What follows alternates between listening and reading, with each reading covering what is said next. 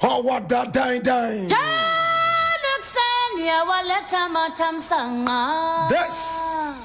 Yes, the voice of the patriot, and here we speak truth to power. My brother, my sister, here we don't compromise the truth. That is why we say we are never neutral. We stand with the truth. We have taken sides, the side of the truth. We are the headquarters of the truth.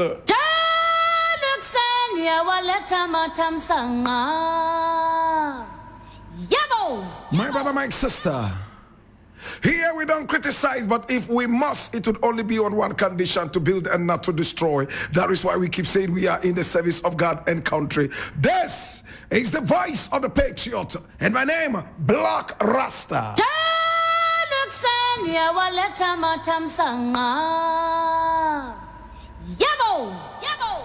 Now, my brother, my sister,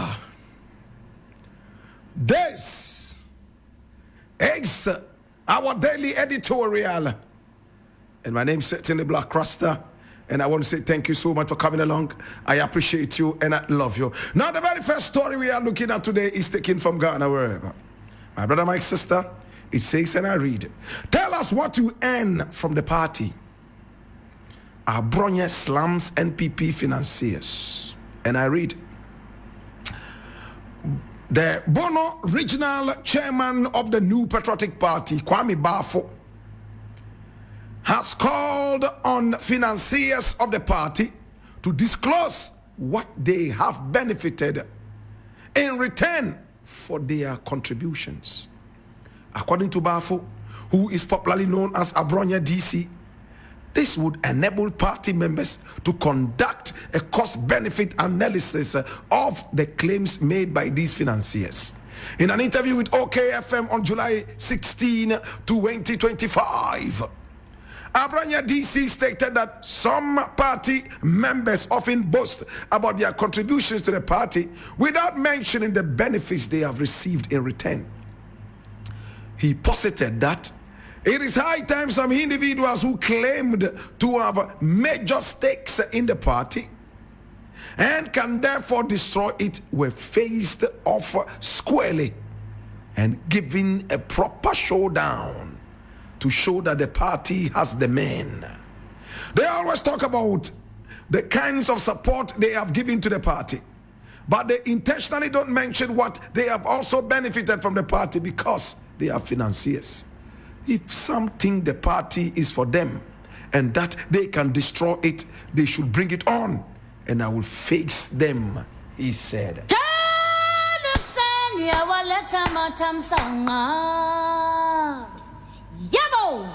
His name is Abronye DC, Kwame Bafo, aka Abronye DC. My brother, the man is asking a very mind-boggling question. The question is very simple. The so-called financiers of the party, the political party, can they tell us the cost-benefit analysis that they have done and what has manifested for them in terms of the benefits and the costs? Can I break it down? Those so-called party financiers, come out and tell us how much you have supported the party with, and tell us how much the party has given you back in return for your contributions. Oh, what a beautiful question. My brother, I am intrigued. I am excited by this question. It tells you that politics is nothing but selfish. Now we all know who this shot is fired at. He is looking for a proper showdown, my brother, my sister, with Kennedy Japan, who is touted as a big financier of the party. My brother, my sister, I support Abronye DC in one way or the other. Generally, my brother, my sister, how many people finance a political party without looking forward to earning financially back? If it was all about the ideologies, then we would say, okay, they are doing it for ideological reasons. But no, when they finance the party, they are expecting that they will reap several fold monetarily what they have invested. It tells you how terrible politics is. Nobody is actually genuine. Everybody is looking for a way to fill in his belly. Everybody is trying to get the lion's share. Nobody really is talking and thinking about the poor voter. And the voter, the citizen, always becomes the sacrifice. I don't know how many people are following this. My brother, we have many people who claim they are financiers of some political parties.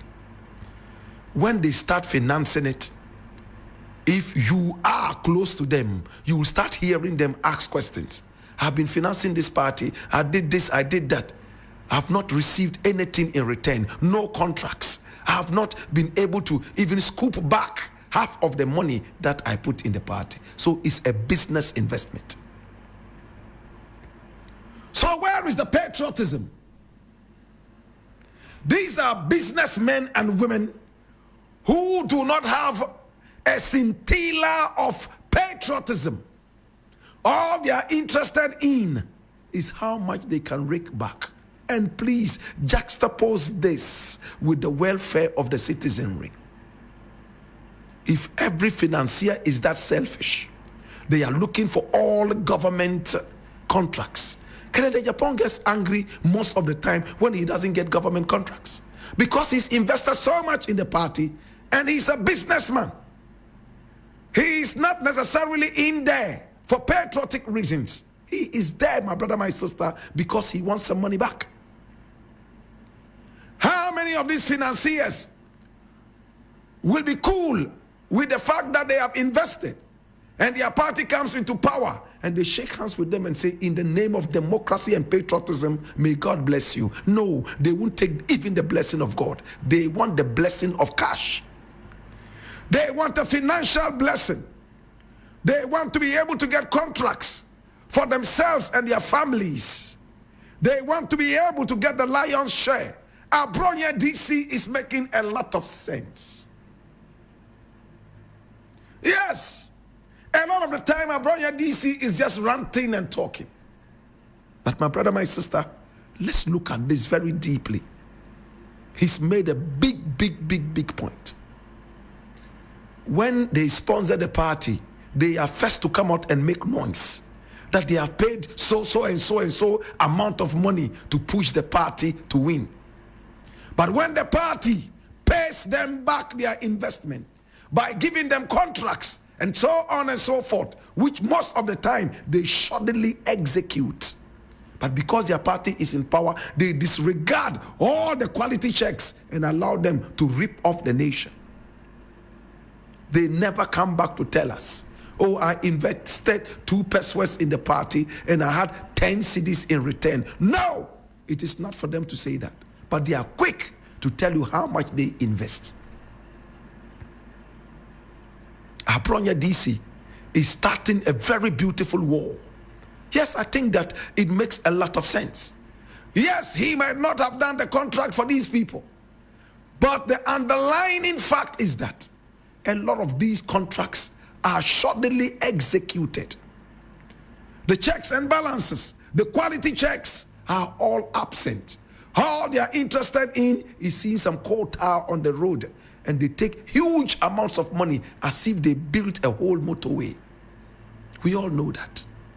At the end of the day, my brother, and this is where I conclude, who suffers? Mother Ghana. Who suffers? The citizenry. Who suffers? The coffers. Who suffers? It is us, the poor voters. Should we be friends with politicians? No. For me, my brother, my sister, I don't want to be friend with dirty politicians. Dirty politicians. A lot of them, my brother, my sister, are only thinking about milking the nation. They are selfish. I leave it here.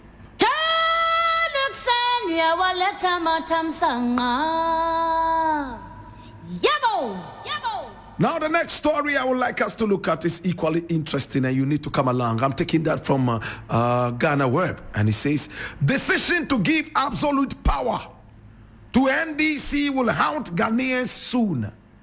And this is a guy called Owusu Amankwah. My brother, my sister, he's a former MP of Parliament, in fact, of Financier North, Owusu Amankwah. That's his name. I read. Former member of Parliament for Financier North, Owusu Amankwah, has expressed worry over the absolute power Ghanaian people have given to the National Democratic Congress. He is of the view that that decision is a dangerous one, which may come back to haunt the people of Ghana very soon. Amankwah, who was speaking on Accra Bakes as Empower FM, could not hide his fear of how the NDC may abuse the power they have to head the people of Ghana. Now, giving absolute power to NDC is very dangerous. The signs are now clear that we have made a mistake by giving the NDC 2/3 majority. We will wake up one morning and hear they have passed a dangerous law. Just few months after taking power, we will wake up every morning and Parliament has passed one law or the other. This is dangerous, and funny enough, we cannot do anything about it. Ghanaians will regret this, he said. He cited the example of the D-levy, among other taxes the government has introduced since it took over power. Some of the reasons why is a dangerous decision that the NDC has absolute power.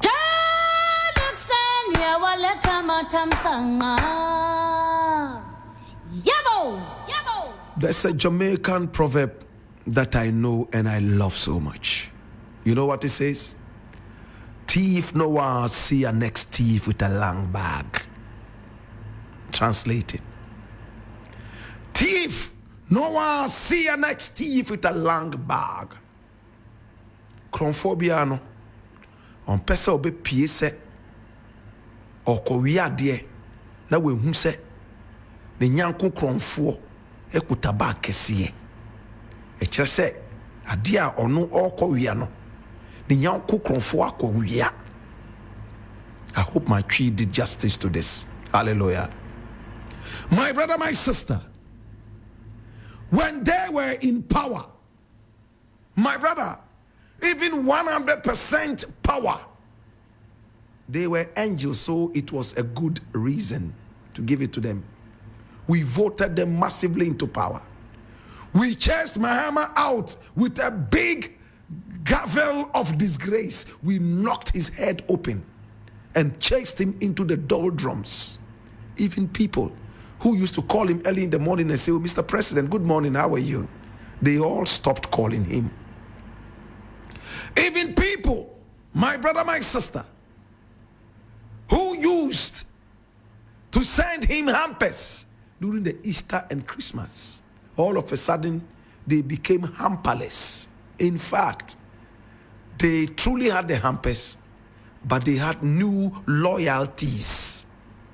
They wanted to give those to people who were in power so they could get back. They were only investing business-wise in order to reap several fold. That is how selfish politics is. Now, this guy here, who is a former MP, is a very selfish guy. Very, very selfish guy. And he's a dangerous guy. This is a guy who, in one way or the other, supports the Delta Forces, that terrorist vigilante group. He doesn't see why a member of this terrorist vigilante group should not be given bail, even though he boasted on social media that he was the Ashanti Regional Chairman of that terrorist vigilante group known as the Delta Force. In the full glare of Ghanaians, we saw how these terrorist vigilante groups stormed our courthouses and freed people who were standing trial. And nobody dared cough, or else you would visit a shallow, early grave. Hallelujah. Hear me now. Now this brother here says that we have given 2/3 majority to the NDC. What does it mean? It means that the NDC can abuse power, can come out and pass any law, and he gave an instance of the D levy. My brother, my sister, Ghanaians are happy about the so-called Dumso levy. Today, Mahama himself has banned everybody around him in the name of an appointee from getting fuel allowances. He himself, as the president, has no fuel allowance. All the money right now, my brother, my sister, that will be recouped would be used to deal with the energy crisis in the country. Again, my brother, my sister, the so-called D levy will be used to strengthen our energy sector so that we don't have to be running helter-skelter to be looking for energy in Nigeria, in Cote d'Ivoire, and looking for some kind of what energy to bring us what amount of power and all that. These are all in the past, and these guys are not happy about it. All they are interested in is that somebody has 2/3 majority, and for that matter, the person could come out and do anything. Yes, there's the possibility, but Mahama has demonstrated beyond all doubt, unless he changes and becomes a chameleon, that he is not ready for this absolute power. Mahama says he's going to deal with the constitution. He says the president has too much power, and he wants to come out and, in fact, shave off some of the powers that our presidents have always wielded. Is this a man who is ready for absolute power? You perform so abysmally, and instead of dealing with the canker that is eating your party, you are cosmetizing the whole thing. What they are doing is cosmeticism. Hallelujah. Say it again, Black Rasta. Cosmeticism. My brother, my sister, they are garnishing a rotten sore, my brother, my sister, with bandages without any ointment. Hallelujah. My brother, my sister, these are people we should take seriously. Their arrogant president is a man no Ghanaian wants to even think about anymore. Nana Addo has destroyed this party called the NPP. He and Bawumia have destroyed the very fiber of this party. You will never come into power unless the NDC is tired and decides to misbehave. Other parties will come into power after the NDC and not the NPP. You have betrayed the trust of Ghanaians. Today, they have 2/3 majority. How many times have we had that in the Parliament of Ghana since the inception of our independence? Today, the NDC has 2/3. We all remember the e-levy, when you were to go into hospitals and remove people who were lying down on the surgeon's table with their heads ripped apart. My brother, my sister, for brain surgery. Canada, Japan on my mind. Shipped in order to vote for e-levy. We saw a minister who was carried in an ambulance with all the emergency services available, parked in front of the Parliament House, for this minister to come in and vote for e-levy. What was the aftermath of the e-levy? Was that absolute power? Did you twist the hands of Ghanaians? Ghanaians watched all this, and today they've paid you back.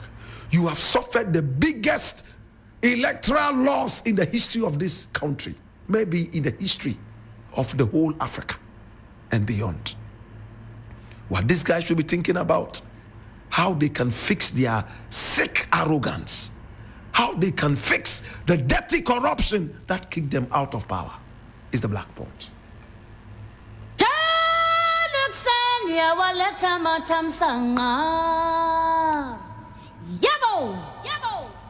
Now the final story I would like to look at is equally interesting, and I'm just going to spend about 2 minutes on this and I'll be done. I'm taking this from my Joy Online. And he says, we will pay.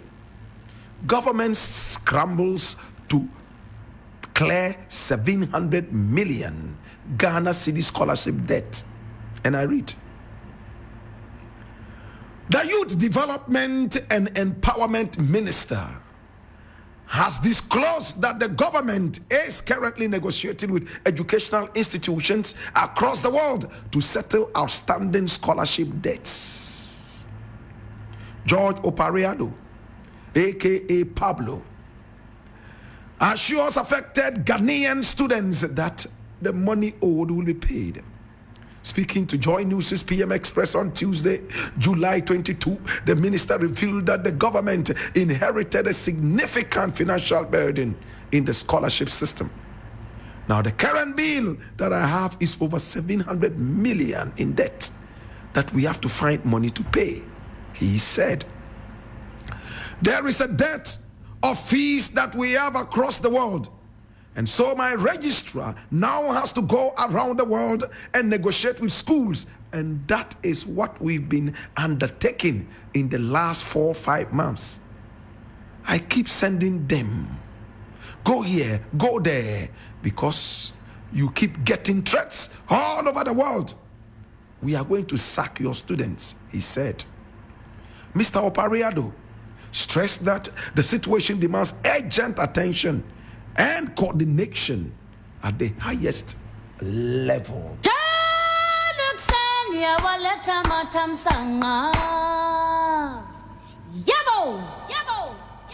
This is a responsible government.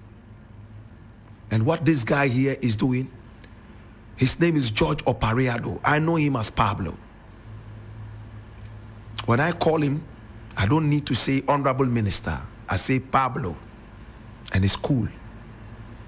Unlike those of us, if they have 20 million titles, they want you to spend the next 10 hours mentioning the titles before you say good morning. Doctor, Reverend, Bishop, Archbishop, say, blah, blah, blah, blah. For the next 4 hours, you are mentioning titles before you say, I'm here to say good morning. 4 hours of production time swept under the carpet in vain. Can I go into the subject?